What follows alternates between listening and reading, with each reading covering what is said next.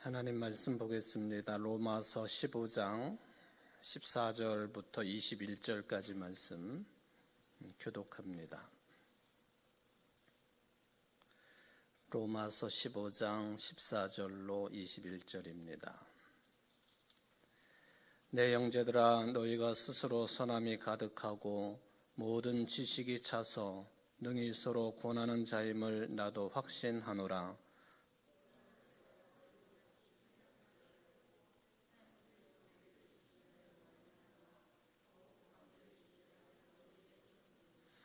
이 은혜는 곧 나로 이방인을 위하여 그리스도 예수의 일꾼이 되어 하나님의 복음의 제사장 직분을 하게 하사 이방인을 제물로 드리는 것이 성령 안에서 거룩하게 되어 받으실 만하게 하려 하심이라.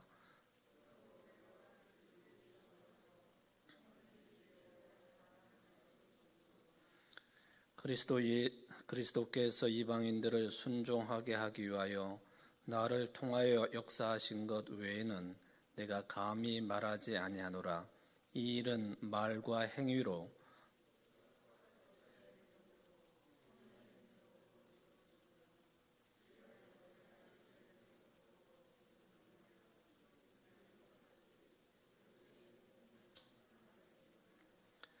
또 내가 그리스도의 이름을 부르는 곳에는 복음을 전하지 않기를 힘썼노니 이는 남의 터 위에 건축하지 아니하려 함이라.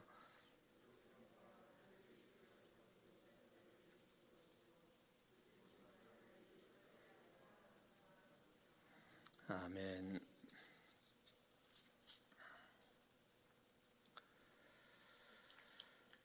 로마서 15장 말씀, 오늘 본문 내용을 가지고 이제 네 번째 시간을 가지게 되었습니다. 오늘 본문을 통한 주해라고 할까요? 이 해석은 이제 오늘로 마감이 되겠습니다. 사도 바울이 이제 그 사도의 정체성에 대해서 주로 말씀을 하신 그런 장이고, 또 그런 내용들이 집중되고 있는 그런 내용이 되겠습니다만은, 사도의 정체성, 사도는 무엇하는 사람이냐, 사도는 누구이고 또 무엇하는 사람이냐, 이게 이제 누구이고 무엇하는 사람이냐, 이게 정체성을 말하는 것이거든요. 그러니까 여러분들도 내가 누구인가, 또 내가 무엇하는 사람인가, 이거에 대해서 제대로 정리가 되어 있는 생각과 마음, 삶의 태도라고 한다면 정체성을 확립하고 있다, 그렇게 봐도 됩니다. 다른 말로 표현하면 자아가 확립이 되어 있다, 그런 이야기도 되겠죠. 그러니까 바울이 누구이고 스스로 이제 신앙 고백할 때 또 나는 무엇하는 사람이냐, 이거에 대해서 뚜렷한 사고 체계가, 또 삶의 양식이 확립이 되어 있는 사람입니다. 그는 분명히 사도가 되겠습니다. 특히 이제 나는 사도다, 나는 누구냐라고 할 때 자기 자신은 사도라고 하는 것을 확립을 해놓고, 그렇다면은 사도란 무엇하는 존재냐, 이거에 대해서 몇 가지로 나누어서 표현을 했습니다. 그 첫 번째 내용이 뭐냐면, 사도의 사명, 사도는 무엇하는 사람이냐, 무엇을 위해서 하나님께로부터 복음을 보내심을 받은 자냐라고 하면은 이방인을 위한 일꾼이다, 그렇게 이제 바울은 정리를 했습니다. 물론 이제 그 사도가 자기 동족은 완전히 배제를 하고 이방인만을 위하는 존재냐라고 할 때는 다른 이야기예요.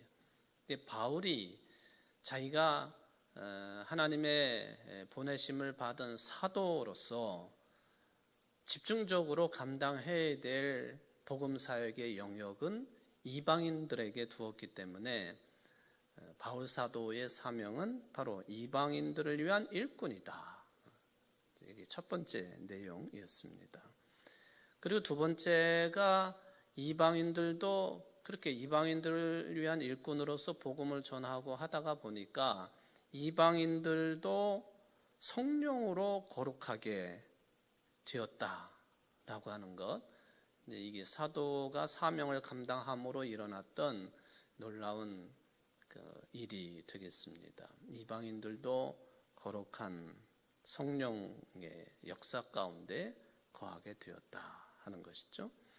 그리고 지난 시간에 말씀을 드린 게 이제 세 번째 내용인데, 이런 내용 저런 내용들을 다 포함하는 내용이라고 보여지는데, 사도의 사명은 총체적으로 말하면 복음을 전하는 일이다 하는 것이죠.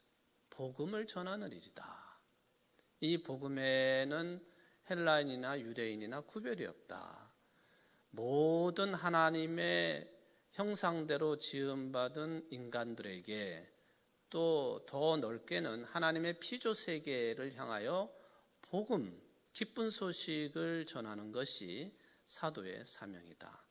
그래서 이 사도의 사명에는 차별이 있을 수 없다라고 하는 말씀을 또 이제 한참을 드렸다고 볼 수가 있겠습니다. 그 복음과 율법의 그 비교와 또 표현들이 로마서 전체를 흐르고 있는 큰 줄기라고 하는 것을 생각을 해볼 수가 있겠습니다. 근데 문제는 우리 믿는 사람들이요, 이 복음을 삶과, 즉 실제적인 생활하고 연결해서 받아들이지 못하고 복음의 내용을 교리적으로만 그것을 받아들이는 것에 문제가 붙어 있다라고 볼 수가 있겠습니다. 교리 차원에서만 이 복음을 이제 생각하고 또 해석하고 받아들이는 그런 경향성이죠. 물론 이제 교리가 나쁜 거냐, 그건 결코 아니에요. 교리가 분명하게 확립이 되어 있어야 되겠죠. 교리, 이거는 반드시 필요합니다. 기독교로 말하면 기독교를 알지 못하는 사람들에게 기독교를 변증하기 위해서는 확립된 교리가 반드시 필요한 거예요. 뜨거운 마음만 가지고 되지 않습니다. 교리가 꼭 필요하다. 그것은 부인할 수가 없겠습니다. 여러분들에게 어떤 기독교를 모르고 또 믿음이 없는 사람들이 기독교에 대해서 설명하라고 그러면 뭐라고 설명을 하겠습니까? 내 주관적인 그 신앙관을 간증처럼 할 수도 있겠지만 그걸 넘어서야 되거든요. 체계가 있는 교리화되어 있는 그런 내용들, 교회가 인정을 하고 그리고 성경이 인정을 하는 그런 차원에서의 교리를 가지고 안 믿는 사람들에게, 또 나에게 기독교나 하나님, 예수 그리스도, 성령님, 교회 등등등 이런 문제들에 대해서 물어오게 되면 그걸 가지고 설명을 잘 할 수 있어야 돼요. 그때 필요한 틀이 교리라고 하는 거죠. 도그마라고 하는 교리가 되겠습니다. 이 교리를 가지고, 교리라고 하는 그런 내용과 도구를 가지고 상대방을 이해를 시키고 또 설득도 하고, 이런 작업들은 이게 물론 이제 성령의 도우심으로 되는 것이지만은 우리의 이성을 총동원해 가지고 하는 일이에요. 우리의 말과 정리된 생각, 또 표현, 이런 것들이 총동원되어서 그 도구, 교리라고 하는 도구를 이용해 가지고 설명을 하는 거거든요. 기독교가 뭔지, 또 교회는 무엇인지, 이성에 호소를 하는 거예요. 왜 이성에 호소한다고 표현을 쓰느냐 하면 상대방은 성령의 역사를 아직 모르는 사람들이거든요. 그러니까 저 사람이 이해할 수 있도록 잘 설명하고 저 사람의 이성에 호소하는, 저 사람의 생각의 수준에 맞추어서, 판단 수준에 맞추어서 이제 그런 것들을 표현을 하는 것이죠. 특히 이제 사도 바울이 활동하던 시절을 생각해 보면요, 초대교회 시절 아닙니까? 초대교회 시절은 지금보다도 훨씬 더 복잡했을 때입니다. 물론 조직이나 뭐 이런 것들이 매우 단순한 시절이긴 하지만은 제가 복잡하다고 말씀을 드리는 것은 이런 소위 말하는 복음의 내용을 근거로 해서 성경의 내용을 근거로 해가지고 복음을 모르고 하나님을 모르는 사람들에게 이 복음을 전해야 되겠는데, 복음 세계가 폭이 굉장히 좁았었잖아요. 예루살렘 교회 또는 뭐 최초의 이방 지역의 교회인 수리아의 안디옥 교회, 그리고 뭐 소아시아 지역에 세워진 몇몇 교회, 이게 전체 교회 전체, 로마 교회도 포함시킨다고 한다면 지금처럼 아프리카, 아시아, 뭐 아메리카 전 세계에 복음이 편만하게 전해지지 않았을 때입니다. 그러니까 대부분의 세계가 복음을 몰랐을 때에 그런 차원에서 혼란한 시기라는 거예요. 그러니까 더욱더 기독교를 변증하기 위해서는 뚜렷한 지도자들이 있어야 되었고, 또 교회에 들어온 그리스도인들의 삶이 정말로 그리스도인 되어야 됐어요. 크리스찬이 되어야 됐습니다. 그래야만이 듣고 보고 믿음이 생기는 것 아닙니까? 그래서 더 상황이 복잡했었다. 특히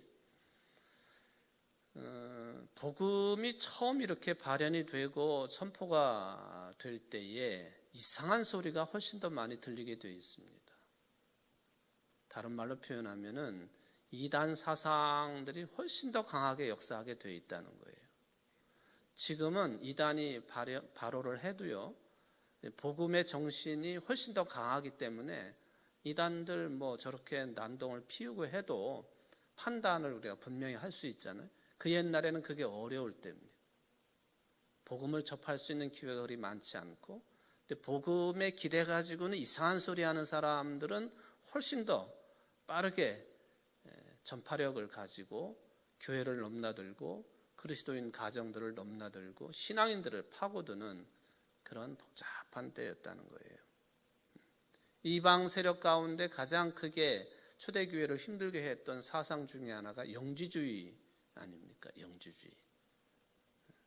영지주의. 뭐 이거에 대한 설명을 오늘 뭐 길게 할 필요는 없겠습니다만, 그 중에서도 뭐 영지주의가 됐든 뭐가 됐든 간에 가장 핵심적인 신앙 고백의 내용은 예수님에 대한 거였어요. 예수 그리스도에 대한 신앙 고백, 이게 가장 핵심이었습니다.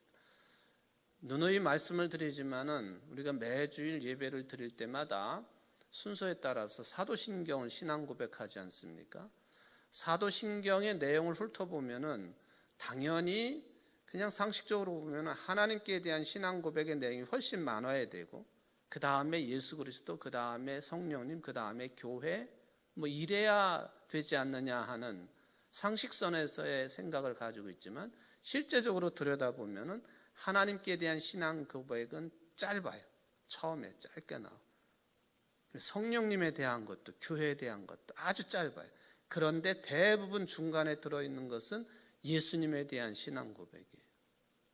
이야기는 뭐냐 하면은 초대교회는 예수님이 누구이시냐, 무엇하는 분이시냐, 정말로 예수님이 그리스도시냐, 하나님이시고 사람이냐,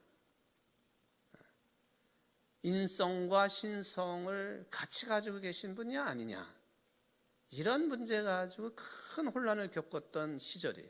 그래서 이런 주요한 내용 가운데에서도 특별히 예수님에 대한 신앙 고백의 내용이 집중적으로 다루어집니다.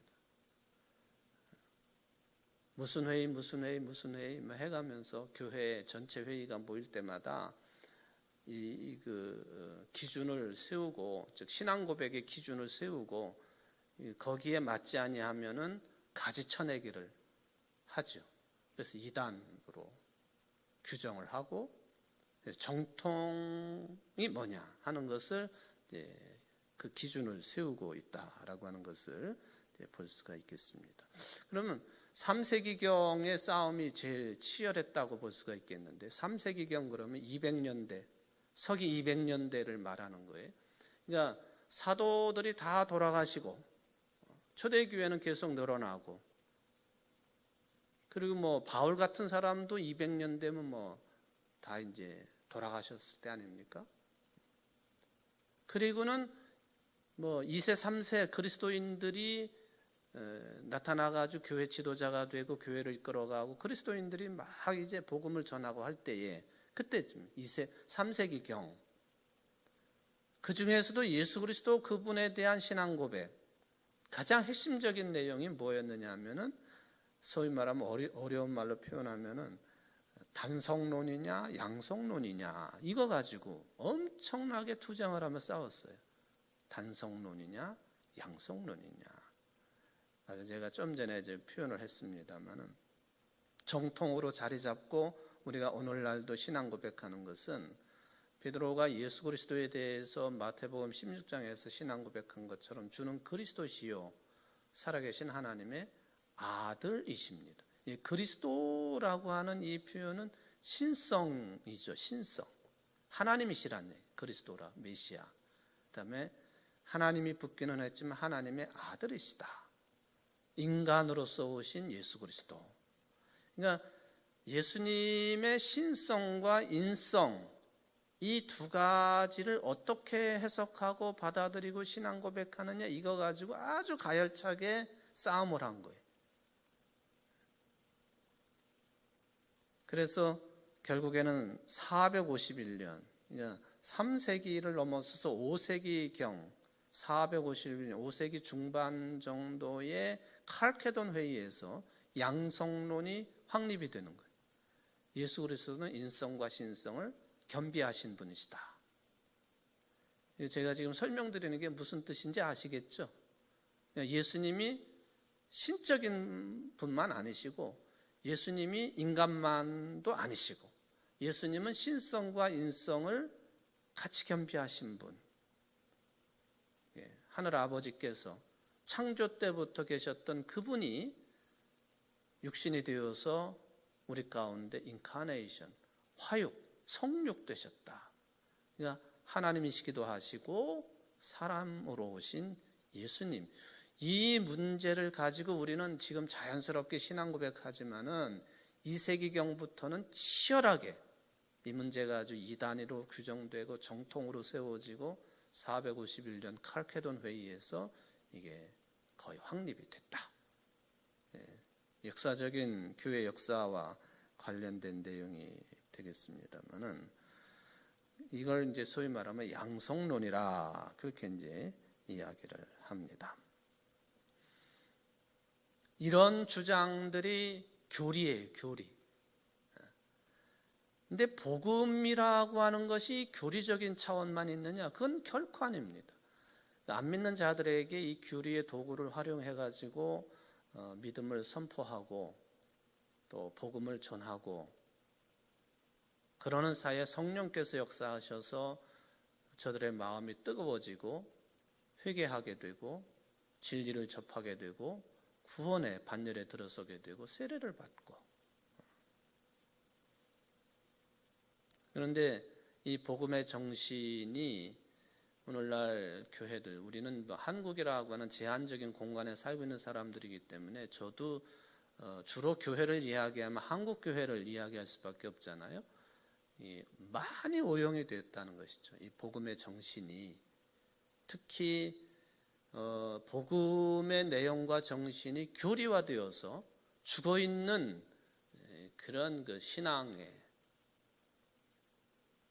테두리 안에 우리가 갇혀있다.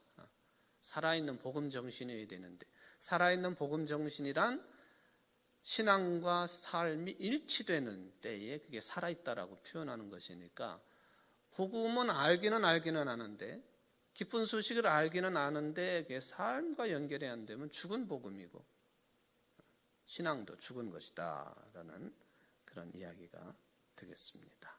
자, 이게 이제 좀 길게 말씀을 드렸지만 지난 시간에 제가 좀 시간상 더 덧붙이지 못한 내용들을 오늘 이제 덧붙여서 조금 더 추가로 말씀을 드린 겁니다. 자, 오늘 새로운 내용으로 말씀을 드리자고 한다면 바울이 이렇게 사도로서의 사명을 감당하는데요. 그러니까 이방인들에게 복음을 전하고 또 거룩한 성령의 역사 가운데 거하게 하고 또 큰 틀에서 복음을 전하는 이 사도의 사명을 감당하는 데 있어서 이도 복음의 교리 차원에만 머물러 있지 않는 살아있는 복음의 사역자가 될 수 있는 유일한 길이 있었으니 그게 뭐냐? 그 복음을 전하는데 기적을 체험하고 그리고 놀라운 이런 일을 감당할 수 있도록 힘을 얻게 되어지는데 그 힘이 곧 어떤 힘이냐 하면은 성령의 힘이라 하는 거예요. 성령의 힘이라. 자, 여러분들 19절을 한번 보실까요? 19절. 거기 보면은 표적과 기사의 능력으로 성령의 능력으로 이루어졌으며, 그러니까 이게 복음을 전하는 이 모든 것들이 성령의 능력으로 된 것이다 하는 말씀입니다. 매우 상투적인 그런 표현 같지만 놀라운 일이죠. 기사와 이적, 성령의 능력. 이게 이제 바울의 신앙 고백이 얼마나 이 균형을 잘 잡고 있느냐 하는 것을 알 수 있는 내용입니다. 만약에 기사와 이적 그리고 복음을 전하는 일 내가 했다라고 했다면 그게 이 성경에 들어올 수도 없는 것이고, 이 모든 놀라운 기사와 이적들, 복음 전하는 일들, 그런 범주에 들어가는 것인데 이게 다 성령의 능력으로 되어진 것이다. 이게 빠지면 정말로 중요한 게 빠진 것이죠.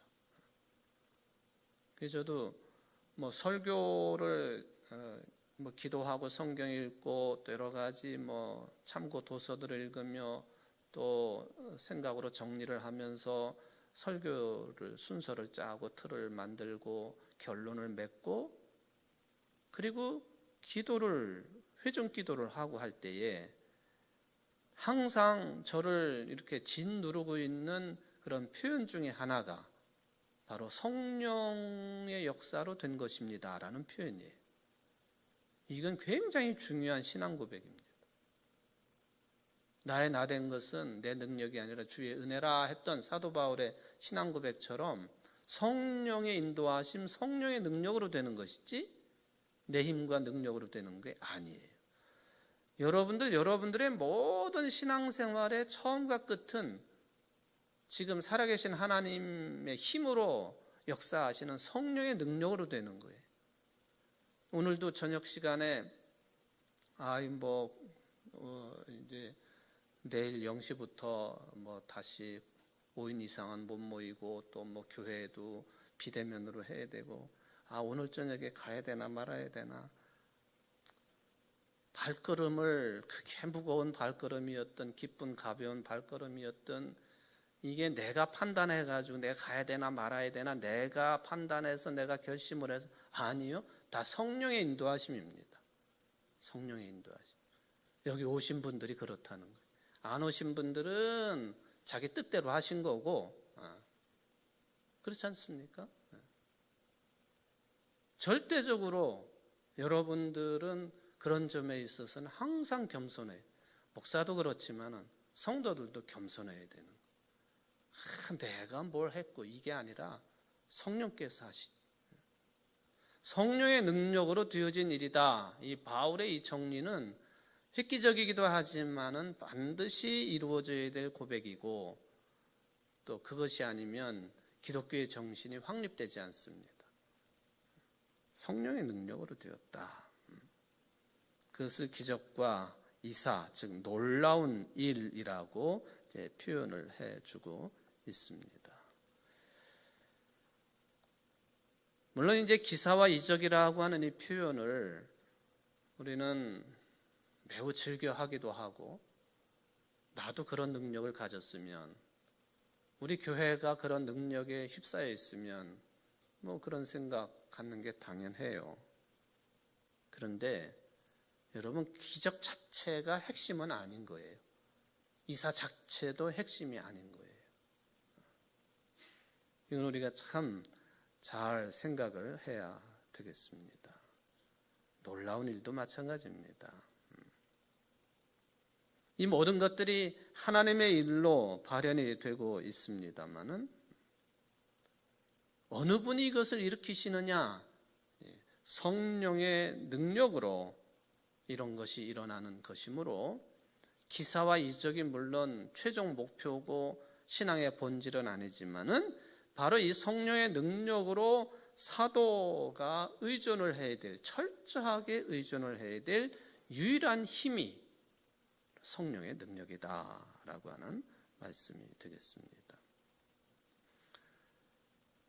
우리가 이제 신앙생활을 하다가 보면은 옛날과 같이 그런 강한 그런 체험이 요즘도 있겠고, 그렇지만은 신구약 성경을 읽어보면은 이 놀라운 기사와 이적의 체험을 하게 된 사람들의 기록이 계속 이어지잖아요. 굉장히 많은데 그 중에 흔하게 우리가 들 수 있는 예를 말하자면 모세가 호렙산에서 이게 타지 않는 떨기나무에서 들려오는 하나님의 음성을 들을 때의 이 놀라운 일이에요. 거의 그 성경을 연구하시는 분들이 연구한 결과를 보면 모세가 미디안 광야에 도망을 가가지고는 40년 동안 양치기를 하다가 나이 80이 돼가지고는 그가 늘상 다니던 길을 따라가지고 양떼를 몰고 가서 호렙산에서 하나님의 음성을 듣지 않습니까? 그런데 호렙산까지 간 것이 평소에 가던 길이기도 하지만은 그날은 정말로 자기도 생각할 수 없었고 예상하지도 않았던 그런 끄트머리까지 간 거예요. 학자들이 그렇게 표현을 해요. 그 호렙산 가서는 안 될 때까지 갔다, 그렇게도 표현을 합니다. 거기서 하나님의 음성을 듣는 거예요. 놀라운 체험이에요. 루돌프 오토라고 하는 이 독일의 신학자가, 여러분들은 자주 들었던 그런 표현입니다. 누미노제라고 하는 표현을 썼어요. 아주 그냥 감동적이고 감격스럽고 놀라운 일, 아주 그냥 우리 스스로가 얼마나 유한한 존재인지, 또 제한적인지, 어리석은 존재인지, 힘없는 존재인지, 아무것도 아닌 존재인지를 하나님 앞에 설 때 우리가 그것을 절감을 하게 되는데, 그런 체험을 누미노제라고 표현을 했거든요. 모세가 호렙산에서 한 거고, 이사야 6장에 보면 이사야가 소명을 받을 때 성전에서 체험한 게 바로 그런 체험이에요. 엘리야가 동굴에서 했던 체험이 바로 그런 체험이에요. 신약 시대에 가보면은 베드로가 디베레아 바닷가에서 예수님과 독대를 할 때에 네가 나를 사랑하느냐? 그런 질문을 받으면서 나를 너무나도 잘 아시는 주님 아니십니까?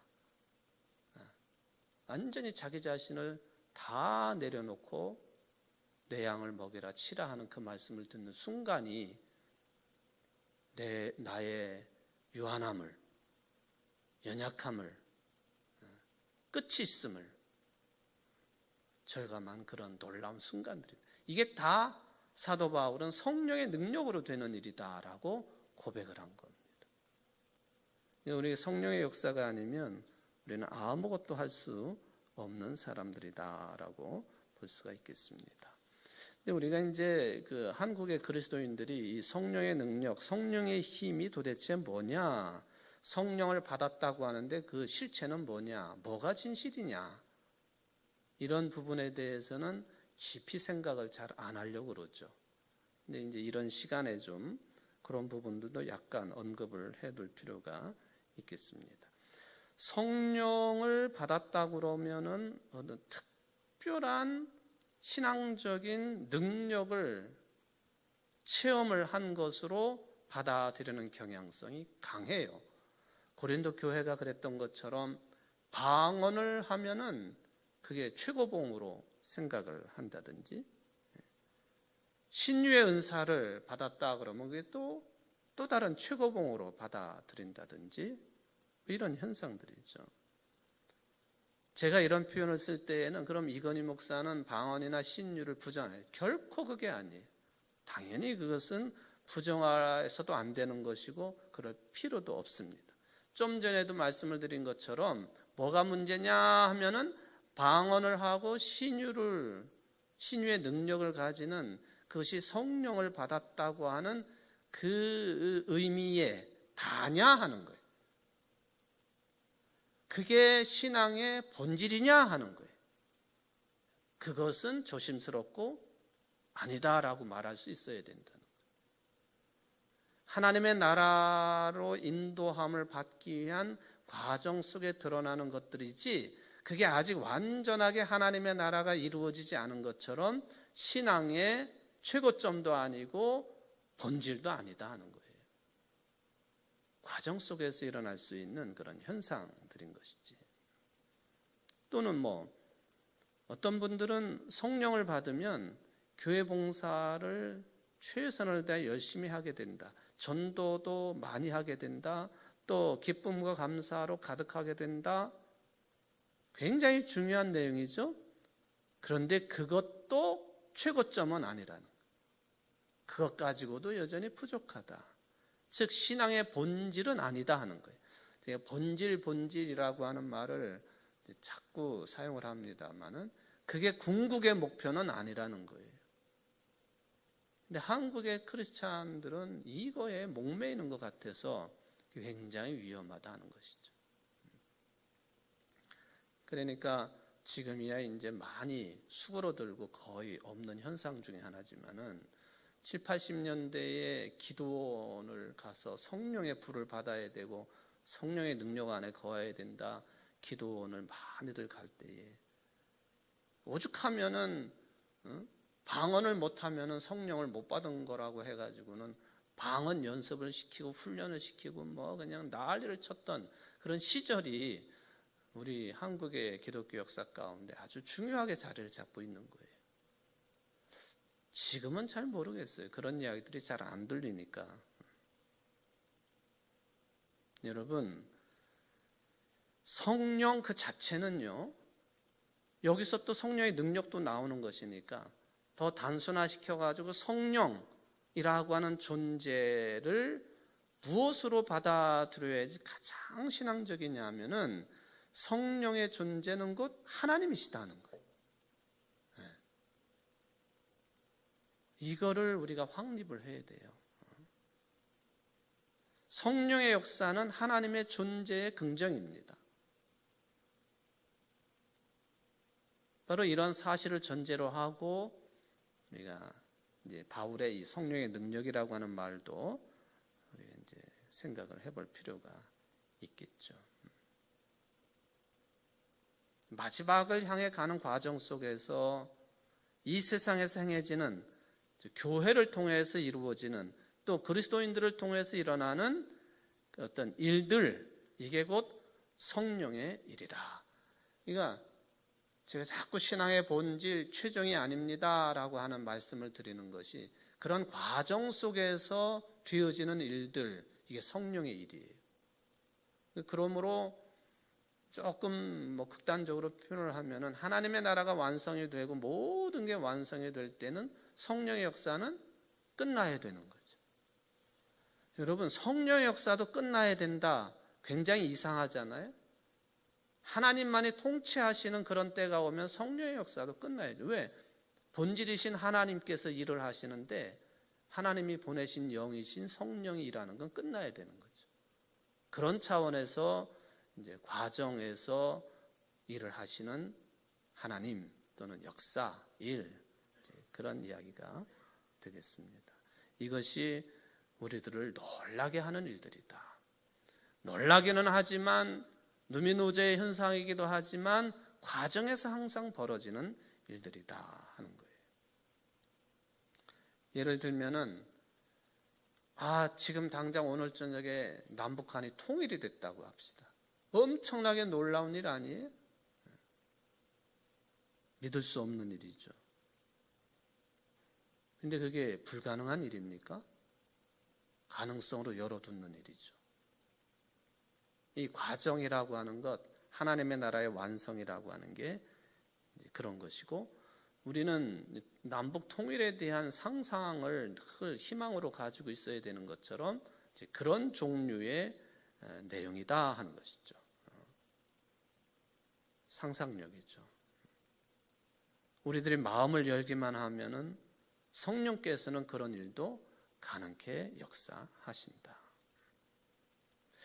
만약에 학력에도 상관없이 능력에도 상관없이 그 사람이 살아가면서 필요한 만큼 월급이 주어지는 그런 시대가 왔다. 아이고, 그런 때가 오겠습니까?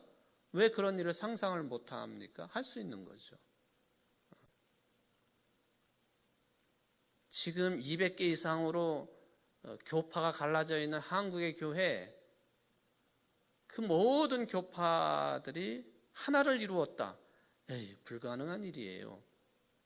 왜 상상을 못합니까? 왜 희망을 못 갖겠습니까? 바로 대개의 사람들은 믿지도 않으려고 하고 또 상상도 안 하려고 하지만 바로 이러한 일을 가능케 하시는 힘이 곧 성령의 능력이다. 바울이 그것을 고백한 것입니다. 여기 이제 기사와 이적이라고 하는 표현과 더불어서 그렇습니다. 마지막으로 한 가지만 더 언급을 하겠습니다만은 20절에 관련된 내용이 또 내가 그리스도의 이름을 부르는 곳에는 복음을 전하지 않기를 힘썼노니 이는 남의 터 위에 건축하지 아니하려 함이라 하는 이 말씀이 되겠습니다. 사도의 사명을 감당하는 데 있어서 하나의 아주 중요하게 세워놓은 원칙입니다. 이미 어떤 복음 전도자가 가가지고 복음을 전했으면은 그 터 위에 내가 뭘 하지 않겠다 하는 그런 각오, 원칙입니다. 이것도 사도직의 본질이라고 볼 수가 있겠습니다. 좀 더 쉽게 표현하면은 복음을 전하는 일에 있어서 전도를 하고 선교를 하는 데 있어서 어떤 그 대상이 정해져야 되는데 그게 지역이 됐든 인물이 됐든 간에 이걸 놓고 다른 복음의 지도자들과 경쟁하거나 싸우지 않겠다는 거예요. 한국의 교회의 현실을 보면은 바울의 정신을 배워야 되는 것이죠. 바울의 정신을 배워야 됩니다. 이게 소위 말하면 자비량 선교 원칙을 고수를 했던 바울에게서 볼 수 있는 또 하나의 원칙이라고 보여집니다. 그러니까 바울의 전도 원칙, 자비량 선교를 한다. 그리고 남이 복음의 씨를 뿌려진 곳에 가서는 절대로 내가 그런 일을 똑같이 되풀이하지 않는다. 물론 이제 복음을 받아들인 사람이 배교를 했다거나 또 그게 믿음이 식어졌다거나 하면 다시 듣고 해야 될 필요성이 있겠지만 이때 당시는 바울이 이런 원칙을 세워놓았다 하는 것이죠. 그 이면에는 이런 일들이 종종 있었다 그런 뜻이 있겠습니다. 누가 가서 복음을 전했는데 또 가가지고는 복음을 전하려고 하니 이전에 복음 전한 사람을 좋게만 평가하겠어요? 험담도 해야 됐지. 또 잘못된 게 또 있네 이렇게 얘기하면서 내가 전한 복음이 더 낫고 뻔하지 않습니까? 그게 보세요. 바울이 세운 교회들에 바울이 개척자로 세운 교회들이 굉장히 많은데 그 뒤에 예루살렘에서 내려온 유대교 지도자들, 유대 그리스도인들의 지도자들 이런 사람들이 와가지고는 이상한 말들을 막 하니까 바울이 화가 많이 나가지고 그런 사람들을 향해서 거짓 교사들이라고 말하지 않습니까? 이제 그거와 겹쳐지는 그런 내용이 되겠습니다. 그러니까 이 교회의 일이 솔직히 말하면 다른 교회하고 경쟁을 해가면서 뭘 해야 된다 하는 생각 참 위험하지요. 경쟁을 해야 되니 다른 교회 험담해야 되고 이상하다고 말을 해야 되고 뭐 어쩌니 저쩌니 그 교회는 이렇고 저렇고 언급해야 되지 않겠습니까? 바울이 그 원칙을 세웠습니다. 다른 교회 얘기는 하지 말아야 되는데 우리 교회 이름을 자꾸 파니까 그러네. 여기 우리 가까이에 있는 우리 형제 교회가 있지 않습니까? 저 교회는 우리 교회에서 5명 교인들이 나가가지고 세워진 교회 아니에요. 61년 2년 됐나요 이제? 그렇죠. 1956년도인가 7년도에 세워진 교회니까. 근데 우리가 가만히 있으면 청주제일교회가 실제적으로 이 주변 땅을 다 사들인다니까 빨리 우리가 빚을 쳐서라도 땅을 사야 된다고. 그래가지고 산 땅이 바로 요 옆에 있는 땅이래요. 저도 뭐 전에 들은 이야기입니다만 이건 경쟁 심리죠. 교인들을 독려하고 하는 거 다 반드시 해야 될 일입니다만은 다른 교회 얘기를 하면서 경쟁 심리를 부추기고 하는 것, 전도하는 일에도 뭐 하는 일에도 다 그런 경쟁 심리가 작동을 하고 있다. 바람직하지 않다 하는 것이죠.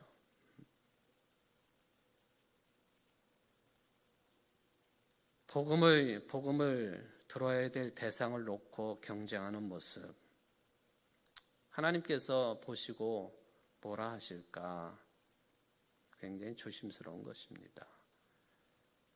교인을 전도하는 것에도 경쟁을 하는 것 똑같습니다. 그렇게 해서 교회 부흥을 해서 외형적으로 키운다. 참 능력 있는 일들이겠습니다만은 우리가 언제나 하나님 앞에 가서 설 때가 있다고 하는 거 그 늘 명심하고 살아야 됩니다. 그러면 더욱 겸손해지는 것이고 또 인간의 본성 중에 하나인 가인이 아벨을 돌로 쳐 죽이는 것처럼 그런 경쟁 심리 가지고 하는 일은 절대로 그것은 복음적이지 않습니다. 복음적이지 않다는 것은 성서적이지 않다는 거예요. 성서적이지 않다는 것은 하나님의 뜻에 맞지 않는다는 얘기예요. 근데 얼마나 우리 한국 교회 안에 그런 것이 횡행하고 있느냐, 그 점을 바울이 이제 가르침을 주셨다 하는 것이죠. 자, 사도의 정체성에 대한 4번째 말씀을 마치겠습니다. 기도하십시다. 사랑의 하나님 아버지, 참 코로나19 때문에 힘든 시절을 우리가 보내고 있습니다. 주님 은혜로 빨리 맞춰지기를 바랍니다. 어느 때가 되더라도 끝날 때가 있겠습니다마는 우리의 하나님께로 돌이키는 그런 삶이 활발할 수 있도록 역사하시고 이렇게 힘들 때일수록 하나님께 가까이 나아간 좋은 기회로 삼을 수 있는 선한 영향력을 끼칠 수 있는 우리 청주제일교회 그리고 모든 성도들이 될 수 있도록 역사하여 주옵소서. 내 힘으로 되지 않겠사오니 성령의 능력으로 함께하여 주옵소서. 예수님의 이름으로 기도하옵나이다. 아멘.